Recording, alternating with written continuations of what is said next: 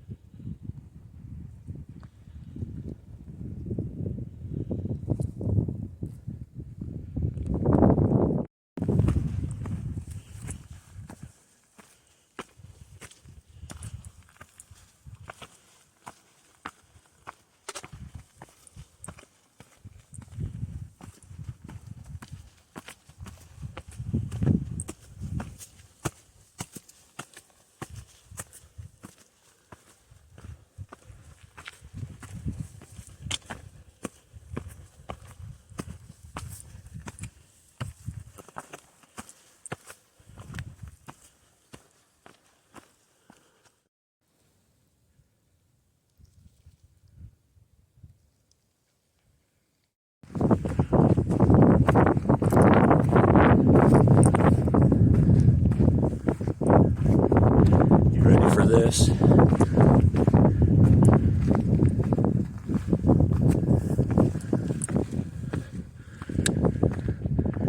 Preacher's Rock. Absolutely stunning. Completely fogged in. Last year, I didn't get to see any of that. That is awesome.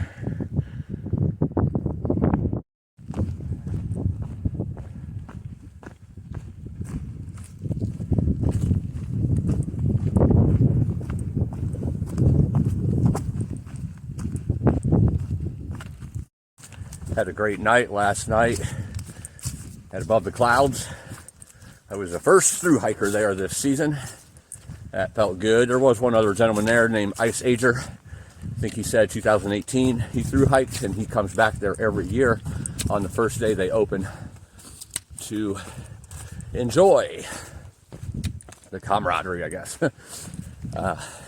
Nostalgia. But it was a great night. Got my videos uploaded, everything charged, got some snacks, which was the big reason.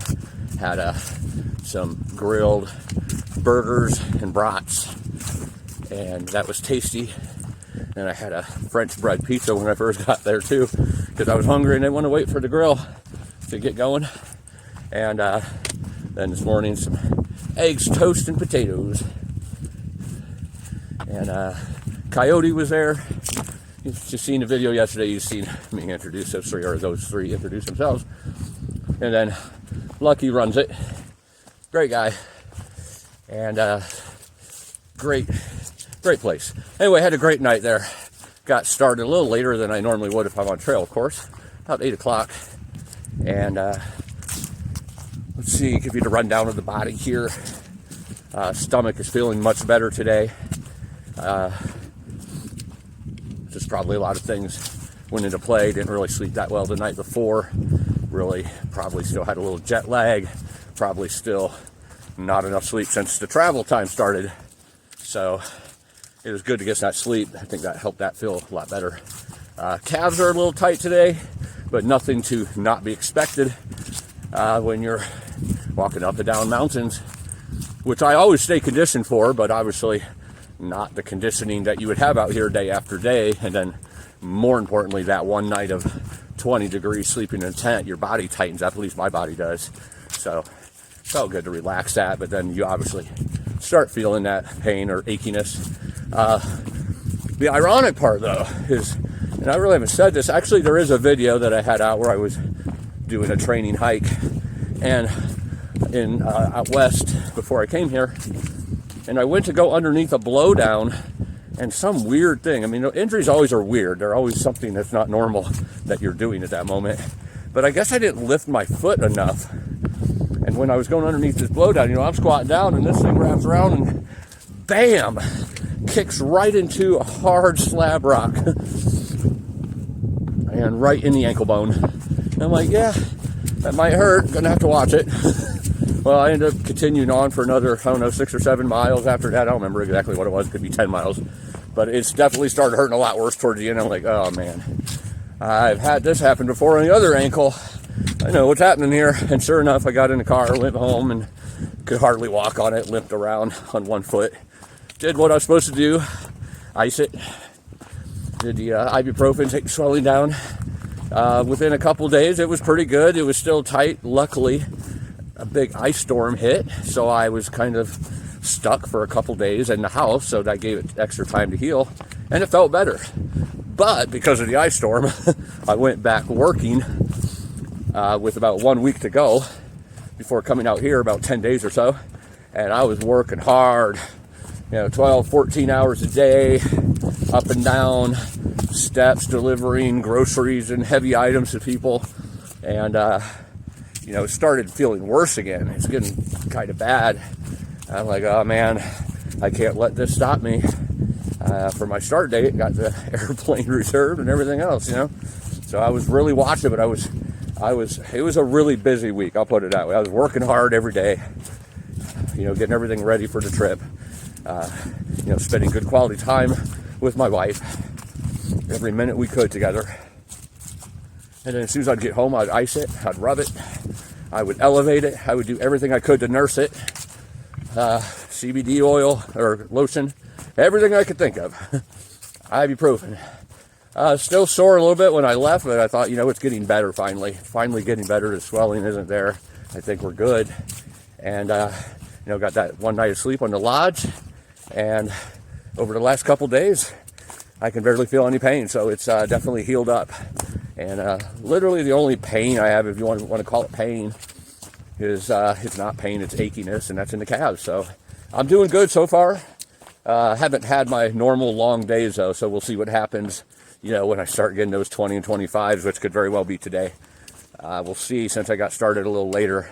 Obviously the sun sets at an early time, but I don't know, I'm feeling at least a 20 coming. We'll find out. Besides that, just normal wear and tear of the body, of exercising and feeling tired, and the cold air at night. This was quite a ramble, wasn't it? Welcome to my channel. But beautiful, beautiful trail so far today. Beautiful skies. Gonna get some really good views from up top Blood Mountain here. So looking forward to sharing that with you and seeing it myself. So that's kind of the rundown report of my body so far. Everything is good and strong, and I'm ready to start pounding out these miles now. Got the snacks ready to go.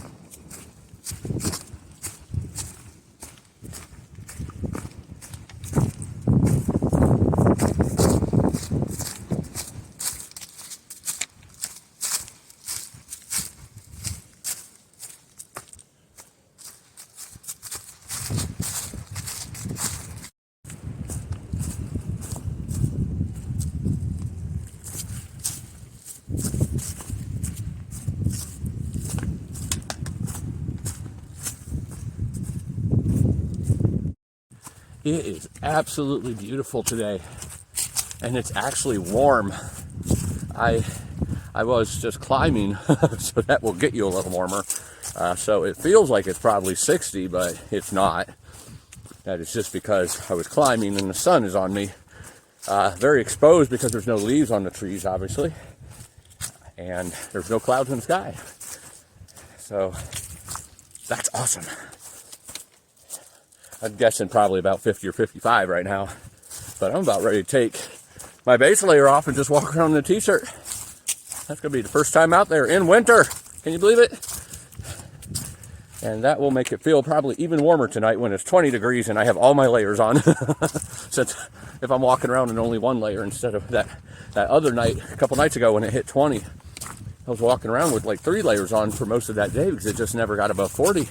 It was suffering. Finally the sun came out, but it was already in the latter part of the day, so it was going down and then didn't stay out long and hid behind some clouds. So it never got real warm. But today, I mean, I'm going to be up 4,400 feet, probably about 35, 37 right now, and it's still warm. It's awesome. A man could get used to this. So about a mile from the summit of Blood Mountain, and if you've been watching my videos long enough, you know that I can't help but try to guess and figure it out, according to the map, where everything is. So I'm pretty sure this is Blood Mountain Summit right here, and then this is where it goes down. Pretty good steep descent, and then Neels Gap is over there somewhere. Pretty sure. I'm going to find out. Of course, by the time I'm on it, I might not know. It's much harder out here than it was on the PCT. I know that I'm not going over there, so whatever mountain that is not Blood Mountain. But it's much harder here than on the PCT because a lot of the mountains look the same. They have the same tree coverage unless there's particular markings. Out on the PCT, you have a lot of really high elevated type of mountains, so they all have their own shape, their size, you know, they all have their own look. Not as much here. I'm sure the locals know. You get used to them, but me not living in this area, you know, I don't really know. But that's Blood Mountain. I'm a mile away from the top, and then the descent into Neels Gap.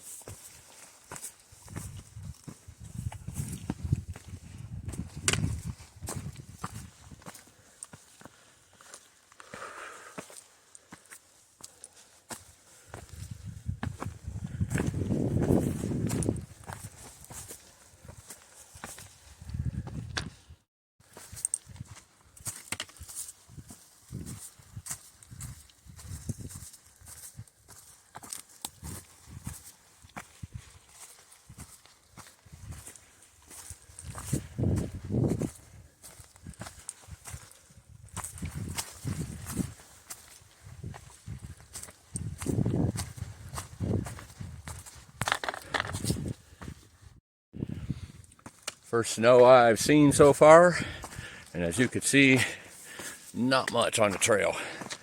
It's just almost here to the summit, and just little bits and pieces. Been freezing at night, so that kept it around a little longer, but it's been definitely like 50-ish every day for a while. So, or most days I should say. But most of it's melted, as you can see, that's melting right there. I don't even think it got down to freezing last night on Blood Mountain, but I'm not really sure. Might have been a couple degrees below. But that's it so far. I know the further north I go, the more chance I'll have of some snow. Well, I'm sure it's not done for the year. It's still winter.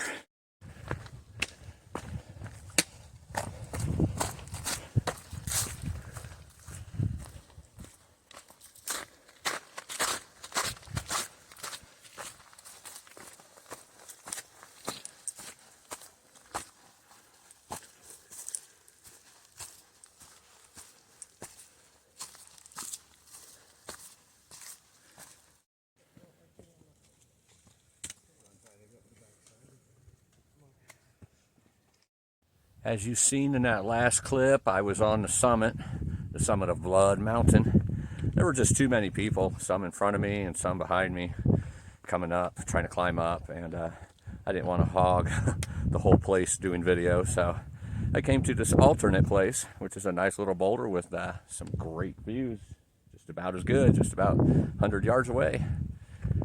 That's awesome. Epic views that I did not get to see last time. Blood Mountain is in the bag.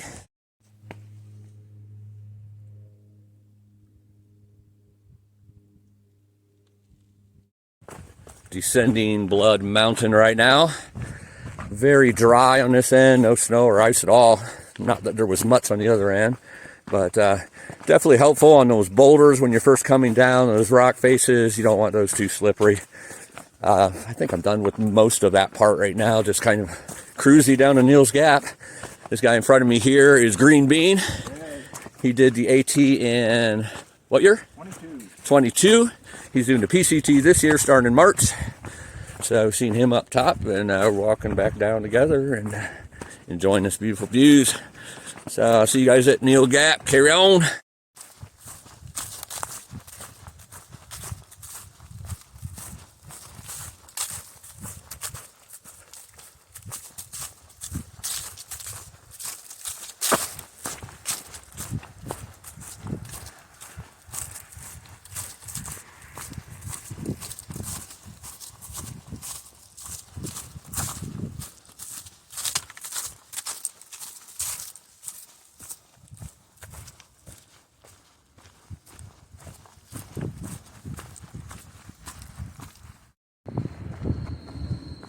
The infamous Neels Gap, the infamous tree where hikers hang their shoes and their boots, either quitting or deciding don't want to use those big old hiking boots, where hikers' boots come to die. I am going in here, getting a bite, using the restroom, and then carrying on. But carrying on 4,458 feet. See that Blood Mountain I just came down that. Carrying on in a different way than you might expect. I got a surprise.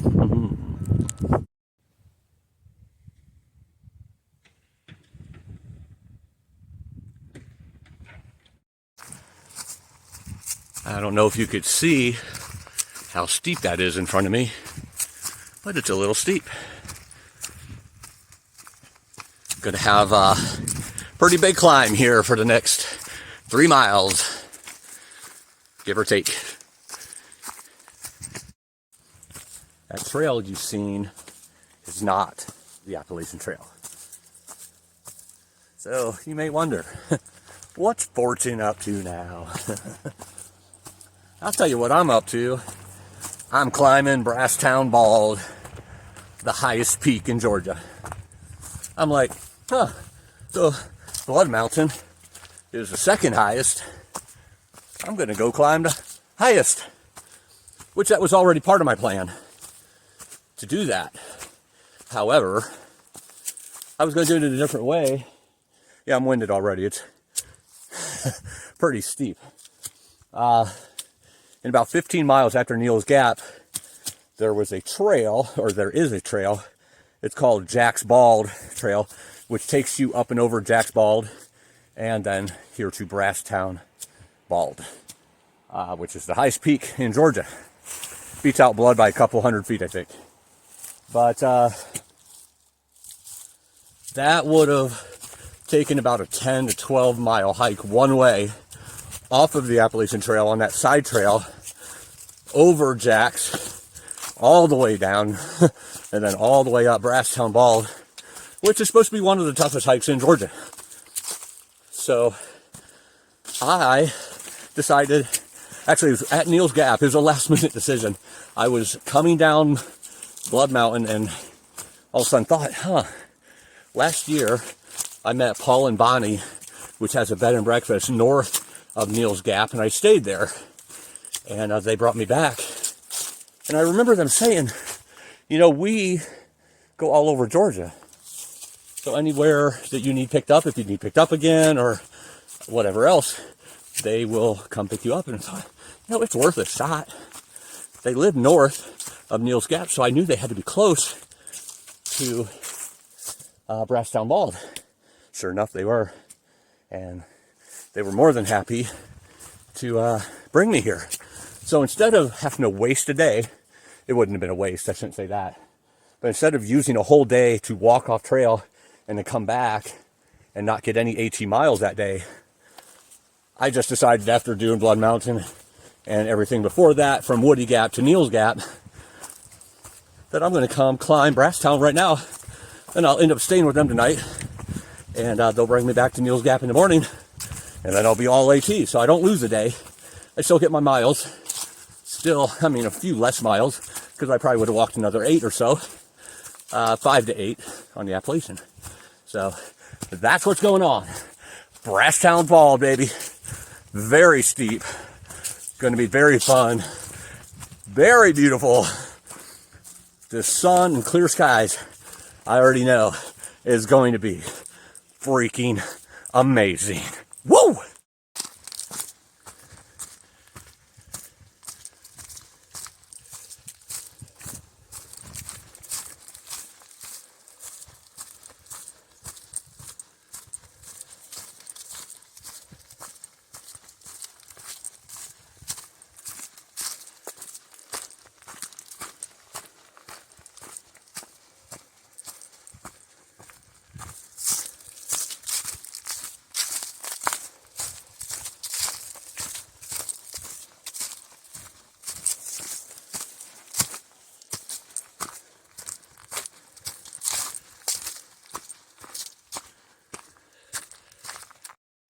This is gorgeous so far. Climbing up through a lot of mountain laurel. I've had 2 little reprieves of some flat ground. It seems to be leveling out now, but it's going to keep climbing. I think I've heard that there's like 40 switchbacks here. Not a big fan of that, but it's a grueling 3 miles from what I've heard. It seems like it might be around 3,000 miles, or 3,000 feet of elevation, but I'm not sure. I'll have to look on that and I'll let you know later exactly what it is, but sure does feel good. Alive, baby. Alive. Woo! Sweating like a pig. This is intense. I wouldn't expect anything less from the tallest mountain of a state. Gonna put this puppy in a bag with pride because it is straight up. At least in parts, not continually, but in parts, 1,000 feet a mile, which is like 25% elevation. I can feel it. Can you feel it? Woo! I just called my wife, video call, as I'm climbing this, and it hit me as I was talking to her that I'm climbing the #1 highest elevated mountain in Georgia, and I already climbed the #2 highest elevated mountain in Georgia in the same day, back to back. That makes me feel really good. Oh, for all the air and oxygen that this climb has taken out of me, that makes me feel really freaking good. Standing here on the trail and shooting a little video. Actually, I'm completely out of breath, and I had to stop to catch my breath, and I thought, what a great time to shoot some video. Oh, it's so beautiful today, but there's no clouds up there. It's making that sun pretty intense. I am warm. Oh. Down to the t-shirt. This is burning. This is steep, I'm not gonna lie. I'm not gonna say it's kicking my butt, because it's not kicking my butt. I'm gonna kick its butt. But it's definitely making me pant and sweat. It might have something to do with the fact that I already went up and over, 3,500 feet of elevation today. And, then sit down for a minute and come in here and doing this. But this is definitely steeper than Blood Mountain was. And it's excuse me, it's longer, the mountain itself. It's Blood, I think, is 2 miles, just the mountain itself, not including all the ups and downs before it. This is 3 miles, maybe 3.5, I don't know. We'll find out. Those switchbacks seem to change things. But man, I couldn't imagine if this didn't have switchbacks. It's pretty steep even with them. But I'm just here amongst all the mountain laurel. Absolutely beautiful. Can't complain. Of course, that stops any wind and cooling me down from my profusely sweating body. All right.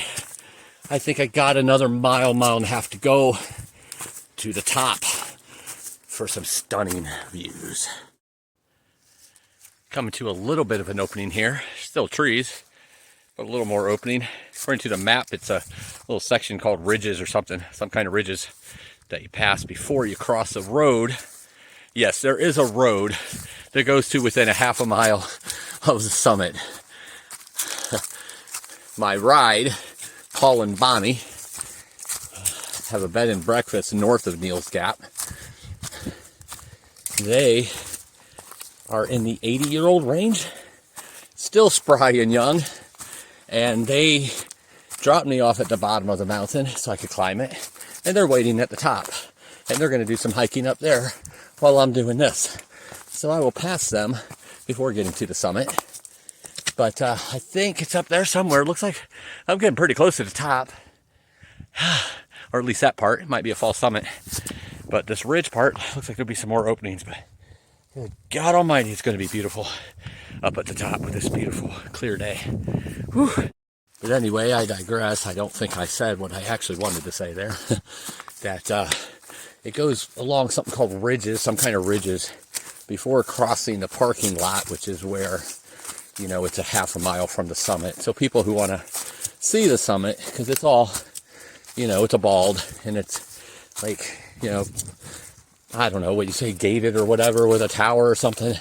So it's beautiful up there, I'm sure, for people that want to come up there without actually doing the climb.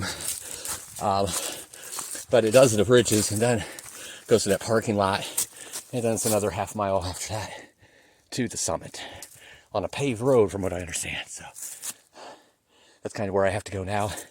I think this is considered the ridges. The switchbacks are done, so we'll see. I'm out of breath, man. Can you tell?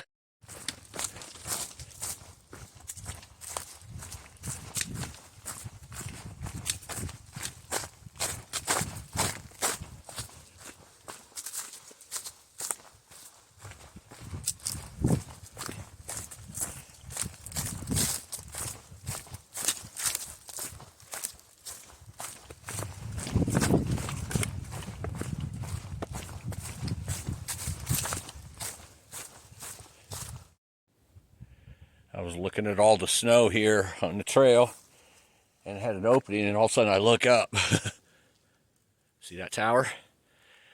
That's the summit of Brasstown Bald. Getting really close.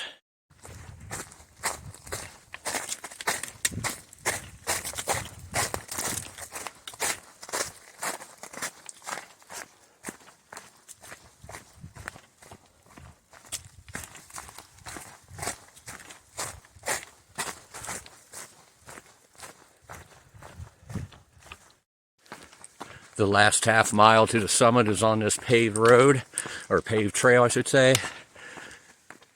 Looks like it's going to be pretty gradual. I prefer dirt myself. It doesn't hurt the feet quite as bad. But I understand why they have it here, for people to have that easier trek up to the summit for that half mile.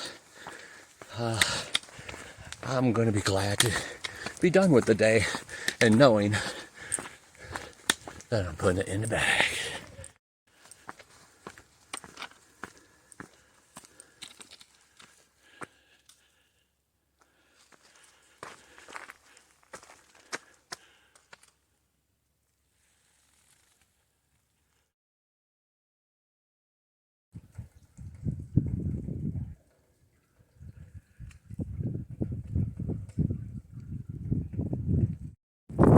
Absolutely stunning.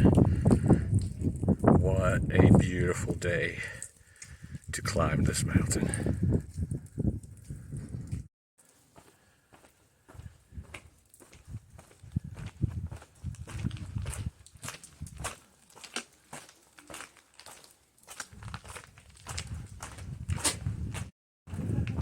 She was a valiant warrior,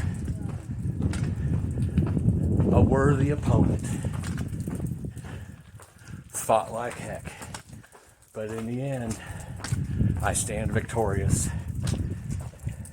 on Brasstown Bald, Georgia's highest elevated mountain and peak. And Brasstown Bald is in the bag.